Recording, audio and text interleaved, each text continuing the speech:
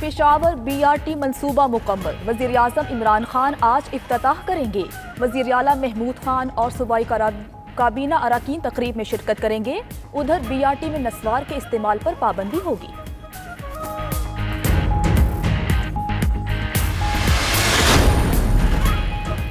چین کے صدر شی جن پنگ جلد پاکستان کا دورہ کریں گے۔ سفارتی ذرائع کے مطابق چینی صدر کے دورے کی تاریخ کا تعین کیا جا رہا ہے۔ چین کے صدر پاکستان کا دورہ کرنے والے پہلے غیر ملکی سربراہ ہوں گے۔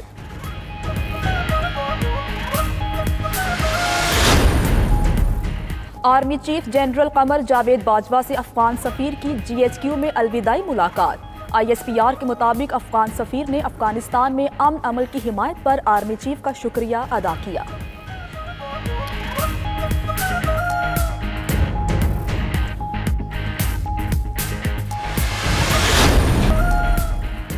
حضور اکرم صلی اللہ علیہ وآلہ وسلم کا نام حضرت محمد الرسول اللہ خاتم النبیین صلی اللہ علیہ وآلہ وسلم لکھنے کی قرارداد قومی اسمبلی میں متفقہ طور پر منظور۔ قرارداد وزیر مملکت علی محمد خان نے پیش کی۔ قرارداد میں کہا گیا کہ یہ ایوان حکومت سے مطالبہ کرتا ہے تمام سرکاری اور غیر سرکاری دستاویزات میں حضور اکرم صلی اللہ علیہ وآلہ وسلم کا نام حضرت محمد الرسول اللہ خاتم النبیین لکھا جائے۔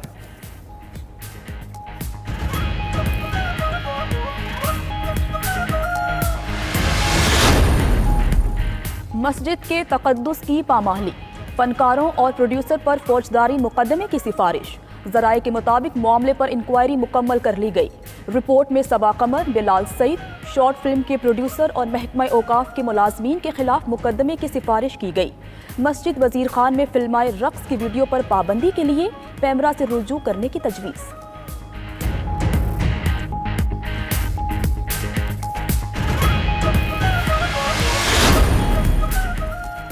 امریکہ میں الیکشن کی تیاریاں زوروں پر۔ کمالا ہیرس نے نامزدگی کے بعد انتخابی مہم شروع کر دی۔ ڈیموکریٹ صدارتی امیدوار جو بائیڈن نے کمالا ہیرس کو نائب صدارتی امیدوار کے طور پر نامزد کیا۔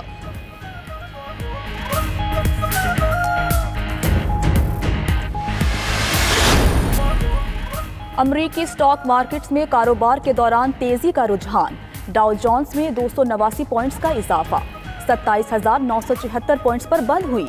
S&P 500 میں 46 پوائنٹس کا اضافہ، 3,380 پوائنٹس پر کاروبار بند۔ نیسڈاک کمپوزٹ میں 229 پوائنٹس کا اضافہ دیکھا گیا۔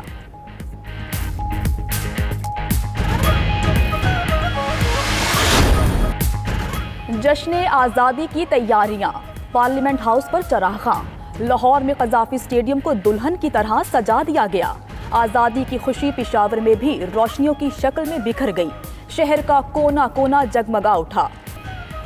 جشن آزادی منانے کے لیے بچے بڑے سب جوش و جذبے سے سرشار۔ شہر شہر سبز ہلالی پرچموں کی بہار، سجنے لگیں گلیاں اور بازار۔ آپ جشن آزادی کی تیاری کس طرح کر رہے ہیں؟ قومی پرچم کے ساتھ تصاویر 0334 19200268 پر 92 نیوز کو بھیجیں، ہم نشر کریں گے۔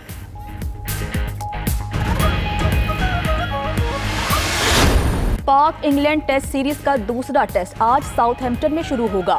پاکستان کا 16 رکنی اسکواڈ کا اعلان۔ ٹیم کی دوسرے دن بھی ایجس بال میں پریکٹس۔ ادھر بالنگ کوچ وقار یونس کہتے ہیں کہ پہلا ٹیسٹ ہارنا ابھی تک ہضم نہیں ہو رہا۔ پورے میچ میں صرف ایک سیشن خراب کھیلا جس سے ہار گئے۔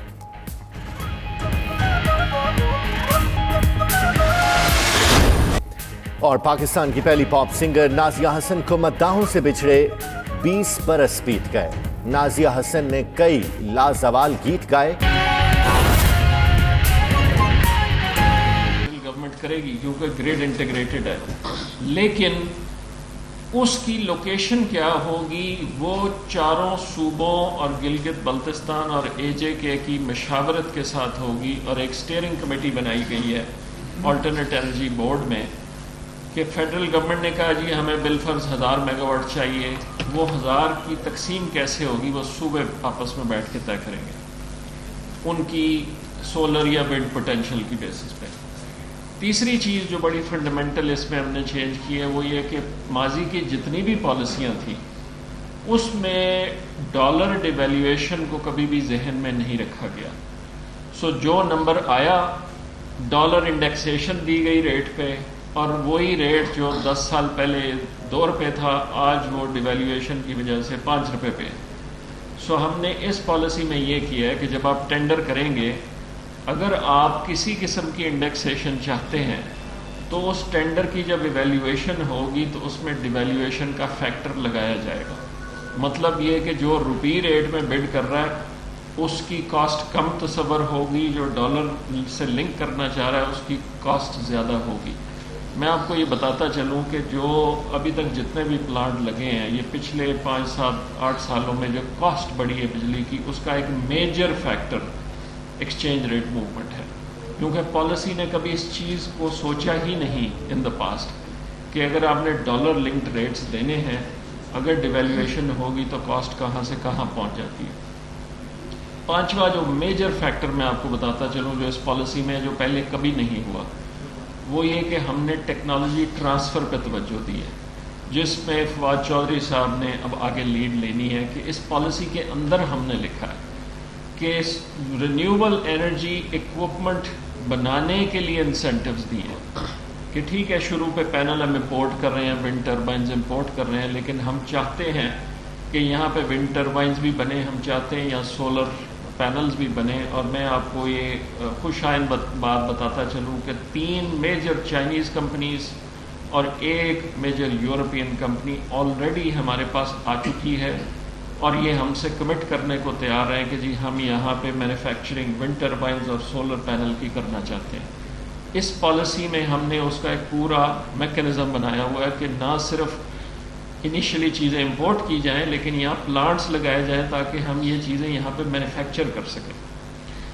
और फाइनली एक और जो मेजर शिफ्ट मैं बताऊँ आपको इस पॉलिसी में, वो ये कि हमने मैकेनिज़्म अब ये बनाया है कि हर साल ऑक्शन की जाएगी। हर साल प्लानिंग के तहत तय किया जाएगा कि हमें 2 साल बाद, 3 साल बाद, 4 साल बाद कितनी एडिशन चाहिए सिस्टम में। वो ये कि हमने टेक्नोलॉजी ट्रांसफ़र पे तवज्जो दी है, जिसमें फवाद चौधरी साहब ने अब आगे लीड लेनी है कि इस पॉलिसी के अंदर हमने लिखा है कि रिन्यूएबल एनर्जी इक्विपमेंट बनाने के लिए इंसेंटिव्स दिए कि ठीक है शुरू पे पैनल हम इंपोर्ट कर रहे हैं, विंड टर्बाइंस इंपोर्ट कर रहे हैं, लेकिन हम चाहते हैं कि यहाँ पे विंड टर्बाइंस भी बने, हम चाहते हैं यहाँ सोलर पैनल्स भी बने। और मैं आपको ये खुशाइन बात बताता चलूँ कि 3 मेजर चाइनीज़ कंपनीज़ और 1 मेजर यूरोपियन कंपनी ऑलरेडी हमारे पास आ चुकी है और ये हमसे कमिट करने को तैयार हैं कि जी हम यहाँ पे मैन्युफैक्चरिंग विंड टर्बाइंस और सोलर पैनल की करना चाहते हैं। इस पॉलिसी में हमने उसका एक पूरा मैकेनिज़्म बनाया हुआ है कि ना सिर्फ इनिशियली चीज़ें इंपोर्ट की जाएं, लेकिन यहाँ प्लांट्स लगाए जाएं ताकि हम ये चीज़ें यहाँ पे मैन्युफैक्चर कर सकें। और फाइनली एक और जो मेजर शिफ्ट मैं बताऊँ आपको इस पॉलिसी में, वो ये कि हमने मैकेनिज़्म अब ये बनाया है कि हर साल ऑक्शन की जाएगी। हर साल प्लानिंग के तहत तय किया जाएगा कि हमें 2 साल बाद, 3 साल बाद, 4 साल बाद कितनी एडिशन चाहिए सिस्टम में।